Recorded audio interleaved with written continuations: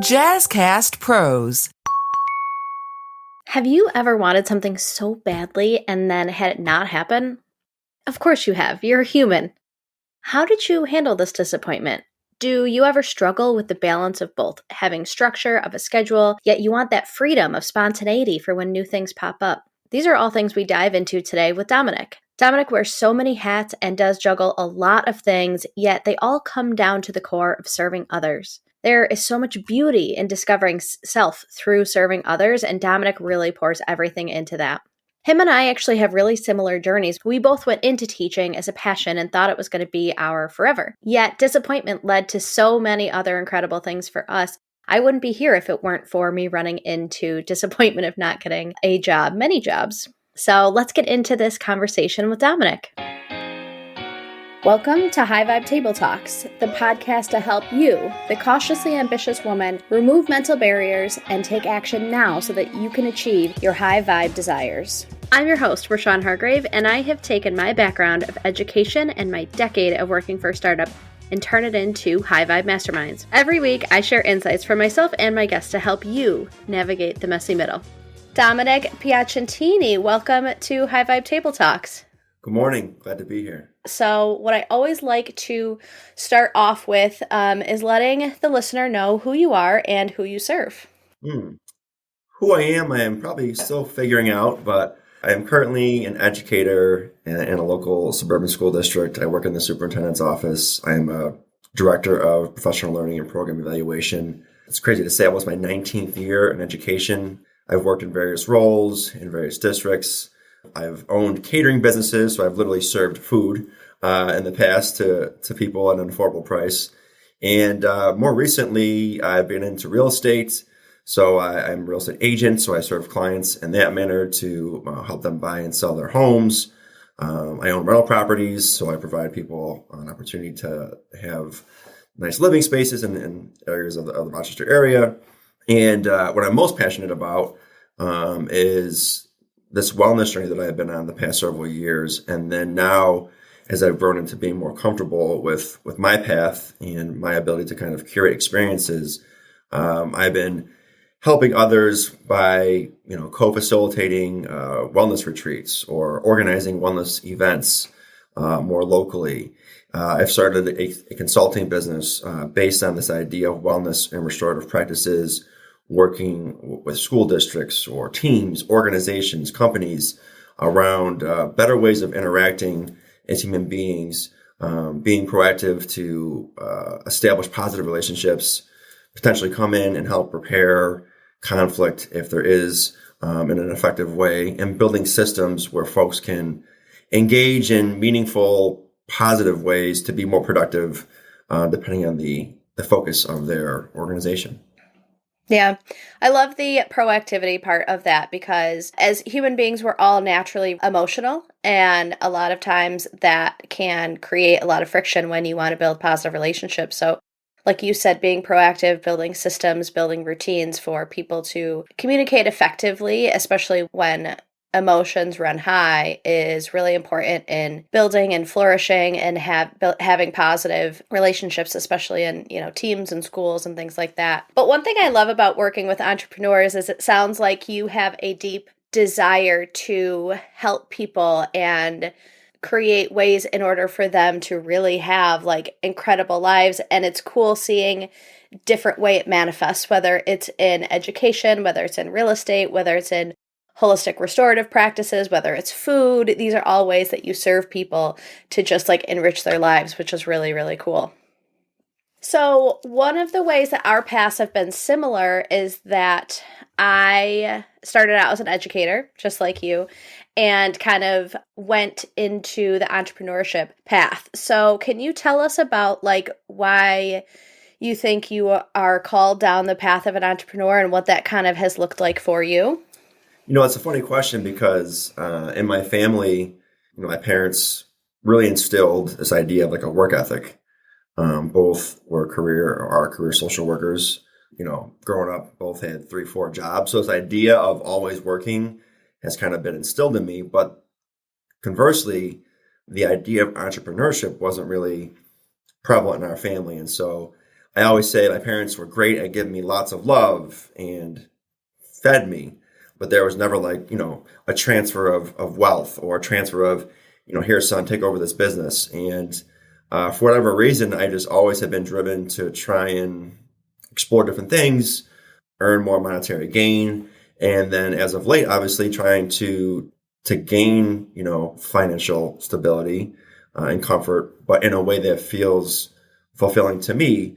And as you said, a lot of those tend to be ways that I can serve others. And so exposing people to wellness practices or serving in education, helping businesses perform better, working in the food industry, whatever it might be.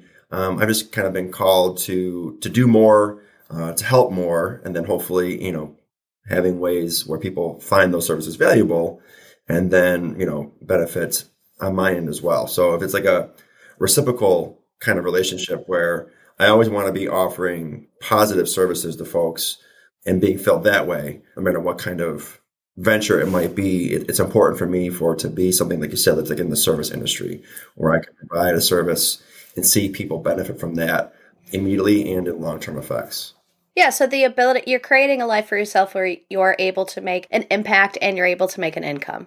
And they don't have to be mutually exclusive, which I think certain parts of our society, especially when it comes to like things like social work and education and things like that, they can be in contrast. So tell us a little bit about when you say holistic medicine, restorative practices, things like that. Tell us more about what that means. So I've really kind of come to identify restorative practices as like this golden thread, if you will, through all of the ventures that I'm involved in. And I didn't have that as like a goal. It kind of has emerged, and I've kind of reflected it and realized that. And restorative has its roots in indigenous cultures, Native Americans or other cultures, even around the world simultaneously. And it has to do with how we interact as people, right? And so in school systems or modern education or modern business environments, it's not a script, it's not a program, it's not a curriculum. It's really a way of being and a way of interacting. And there's a spectrum of practices or strategies that can be used. And so we start with very informal ways of interacting with people to maybe more formalized, structured conversations around conflict resolution or repairing harm once something has gone wrong. But at the heart of it, it's just about recognizing that we are all people living a human experience. And I like to call it like if we're being proactive, so 80-20. A lot of this work, being proactive, the 80%, helps you to kind of have what I call that human equity in the bank. So, if you and I are in relation in some way as colleagues and we are intentionally finding ways to connect, share commonalities, get to know each other beyond the surface level differences or common interests, but really have a deeper understanding of who we are as people and that we have so much more in common than we do different, that when things inevitably get stressful or there is a conflict or disagreement, we already have that kind of relational income in the bank and equity to draw upon so that when we need to repair or discuss a courageous conversation, it's that much more easy because we know so much in common. We have so many more valuable experiences that we can draw upon. And so for me, that's kind of emerged in my work in education. So I lead a lot of that work in my role in education. I use that when I do wellness retreats.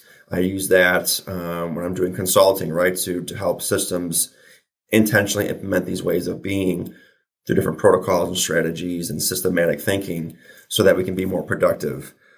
Even in real estate. So, for example, recently I had a listing for a client and we took an offer, the best offer, the highest offer. And then 3 to 4 weeks into that process, the buyers pulled out without explanation. And their lawyer was less than cooperative or less than informative about what was going on. And so come to find out that these buyers have been doing this like 4 or 5 times in the area, which I'm not sure what their end game is, but regardless of the point, we had to move on. So I had to use my toolkit to make sure that my client felt supported and was comforted and reassured through a very stressful point in time because she needed that money for her house being sold and was counting on it at a certain point in time. And it was my job to find a replacement offer. And so once we secured a new offer, we still were not getting cooperation from this previous buyer's lawyer. It was becoming very frustrating and almost felt a little bit rude, to be honest. And I had to call that lawyer's office, and the young woman who answered the phone was his support, his clerical support. And I was very clear that I was not in any way frustrated with her, but the situation. And I would really appreciate some time to speak to her boss, because my client, to no fault of her own, is possibly losing out on more money because of his negligence to just get something done. And so I definitely came across, which is not my nature, pretty strong and pretty forcefully, but not in a rude way. It worked. The guy called me back. But I reflected on it, and I thought, like, man, maybe that poor girl who answered the phone, even though it was very clear I wasn't mad with her, felt a certain way. I called back the next day just to speak to her only and say, hey, thank you for getting him to call me back yesterday. I know I was pretty heated when I called. And again, it wasn't towards you. I just want to be clear. I feel bad if you took it any kind of way. And she was very like, no one's ever done that before. Thank you so much. People are always calling here frustrated. This is the first time someone's actually called and followed up and thanked me. And so, it was important for me that even though I wasn't wrong in the way I handled it, it kind of been perceived as, tense. I didn't feel like she deserved that. So I made sure I went on my way to call her back. And just carrying ourselves in that way is important to me. Yeah, so it has like proactivity of it, of like, hey, you and I are colleagues, and so I want to build a base level of like the bank account, but also it can be on the back end as well of like, hey, this may have come across as a certain way and I didn't mean for it to come across that way. So it's just another way to, again, deposit into that emotional bank account. Very cool.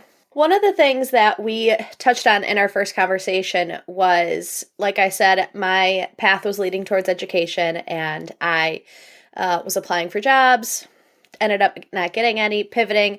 In that moment, I felt very disappointed and like, oh, I put all this time into this career path and this passion of mine, and now I'm like leaving it all behind. And I felt really disappointed that I didn't get that role. But now looking back on it, everything really worked out in the way that it was supposed to. And I know you'd mentioned you have experienced some of that before. So can you tell us a little bit about that? Yeah, it's a great point you made. Like, looking back on things, we can kind of have that hindsight 2020 and see, oh, that's why things worked out. In the moment, we don't always feel that way. And for me, the most notable example would be in my career. As a teacher, I was tapped early on as a young man and a young teacher to kind of start doing more administrative work, system principal type of situation, and got my degree in administration pretty early on in my career, and assumed that because I'd already been tapped to start doing some of that work very early on, had success in the classroom, was involved in the school community in a variety of ways, that I was kind of on the fast track to moving up. And it didn't work out that way. I was oftentimes given these roles and responsibilities of an administrator, but never the actual title and the compensation associated with that. And that actually took years and years of putting in the work in a variety of ways. And there were times where I felt very, very frustrated, almost like I was being wronged, because I couldn't understand, I'm doing great work. I'm getting great reviews and feedback. I'm going above and beyond. I'm doing all these different types of experiences. Why am I not just getting the job? And it eventually did happen. And then at that point, it was a very challenging job, but I continued to look for the next level up of a career path. And that pursuit, like literally 7 times, I think it was, as a finalist in other districts, as a high-level administrator, having a plethora of experiences and always kind of being the bridesmaid, right, the runner-up. And it was a very humbling experience. Like, I'd obviously been interviewing well enough to get to the finals every time, had a plethora of experiences to draw upon, try to be very reflective and say, what can I do better in an interview? What experience can I get differently to kind of add to my repertoire? And eventually I landed this job that I'm in currently. It's my 6th year, which has really afforded me lots of other opportunities. And looking back on it, when I finally got this position that I'm in currently, at that point I was able to, at some part, reflect and say, every time that I had a no, or I had to pursue a different path to gain more experience, was in essence really preparing me and giving me a very diverse plethora of leadership experiences that a lot of folks don't have the opportunity to get prior to earning a high-level job because they haven't had to. I've done so many different roles in education. I've experienced so many different scenarios, from a building level, from a district level, students, staff, families, whatever it might be, I don't really feel ever like I'm not equipped to have some type of relevant experience to draw upon because I've done so many different things. And so being able to look back and be like, oh, I kind of see why this happened this way. And it's best prepared me to be the best version of me in this current role, which is now also affording me many opportunities to go in different directions as well and to grow. And so looking back on that in this kind of career path and being able to step back and reflect on that has been helpful. And I really now try and apply that to other areas of life where I may be feeling some stagnation or frustration, remembering this really codified example of how things do work out. It's just a matter of it's not always in our timing. And so even in some areas of my personal life, I'm feeling stagnant and frustrated. And I try to reflect on this current example of career, whereas you know what? It's going to likely be the same thing when that happens. I'll be like, oh, that's why I had to wait. And it was worth it. And when you're in the middle of it, you're like, can this just work out a little bit, And if anything, if, as you're going into entrepreneurship, getting to that level and being the bridesmaid 7 times will definitely thicken your skin up because entrepreneurs need thick skin. As you're going through things like that, definitely process those emotions. Like I remember being like when I was let go and all those emotions that I had to process those. But are there ways that your education in holistic medicine has given you tools to maybe process through things like that? 1,000%. So if I were to look back at my previous self, maybe 7 years ago, and my way of being and the things that I was into, and if I were to be able to see this current version of myself, the things that I do on a regular basis, things I'm involved in, the way I carry myself, I'd be like, no way, is it the same person? Because things like, meditation or breath work, cold exposure, doing yoga, working in community in terms of like exposure to these different events and different pieces of modalities of well-being have paid off for me tremendously. And I didn't get to it all at once. It's been a journey. But I'm kind of someone who, once I get a taste of something that I really find benefit in, I kind of dive all the way into it. And so I've been doing that with these different holistic modalities the past several years.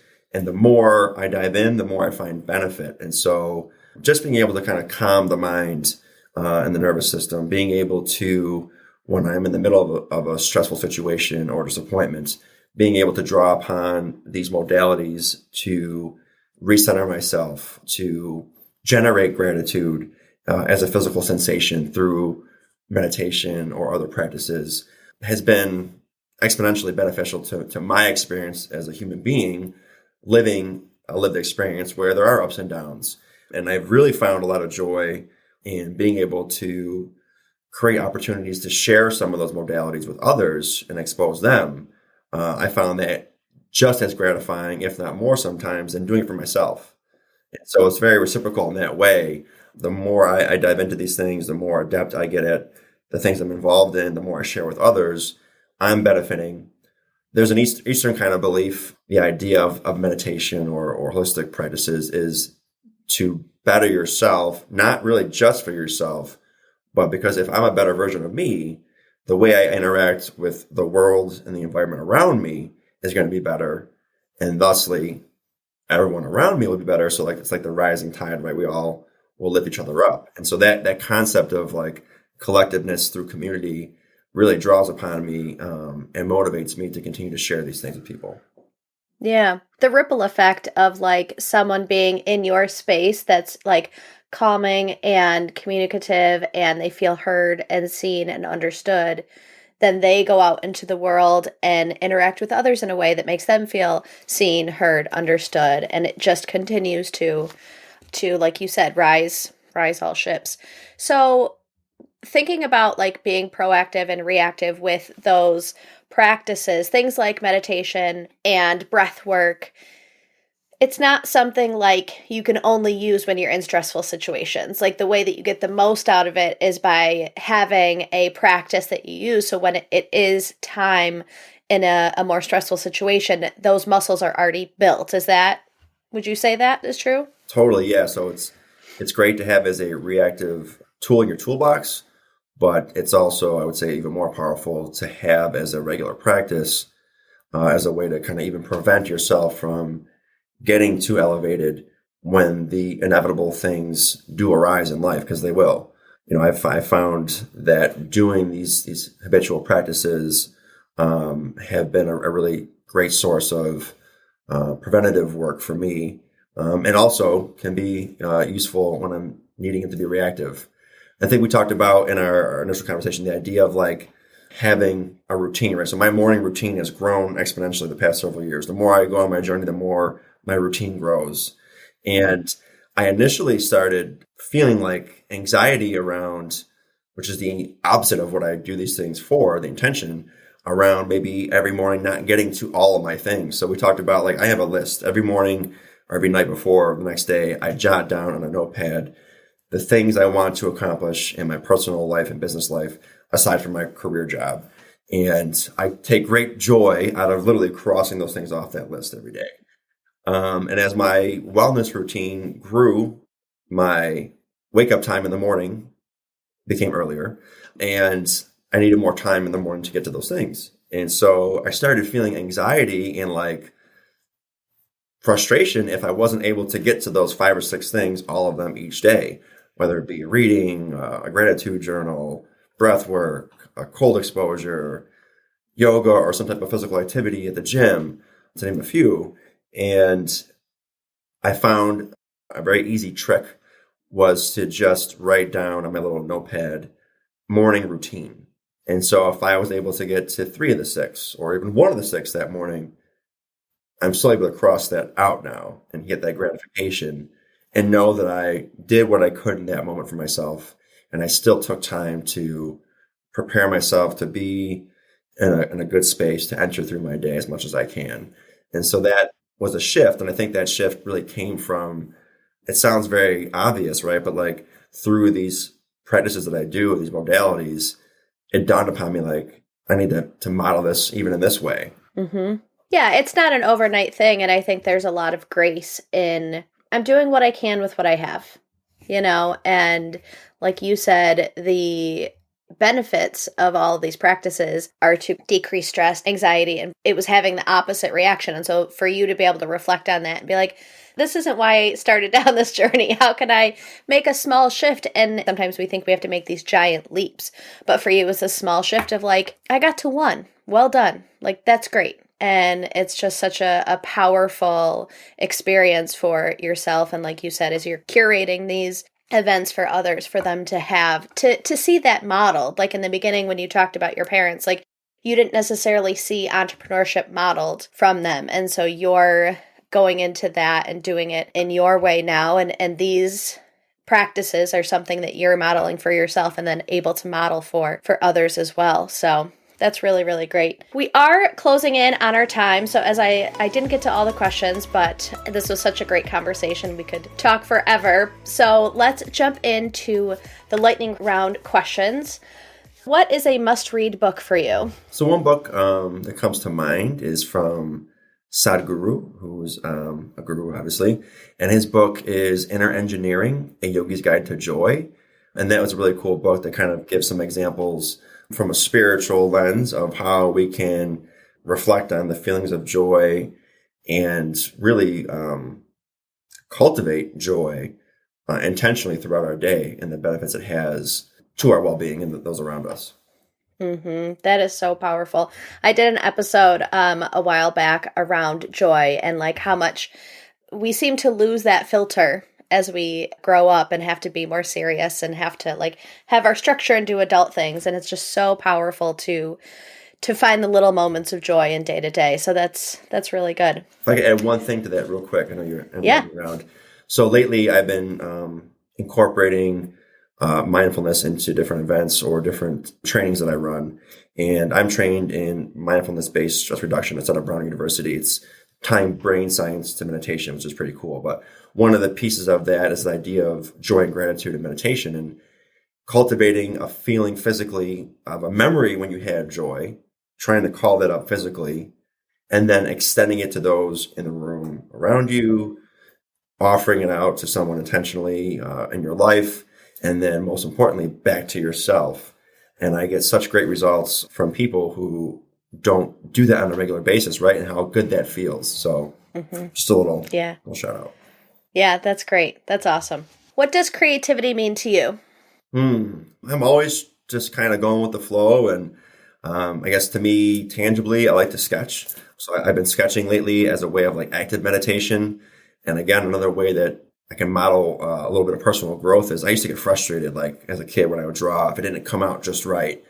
And then now, because of these practices, if I can draw something, it's not coming out right, step away, come back later on or the next day, and just being able to be okay with that, it always works out to be a pretty good drawing. But that lesson is really like what matters most is like just stepping away for a minute and coming back to it.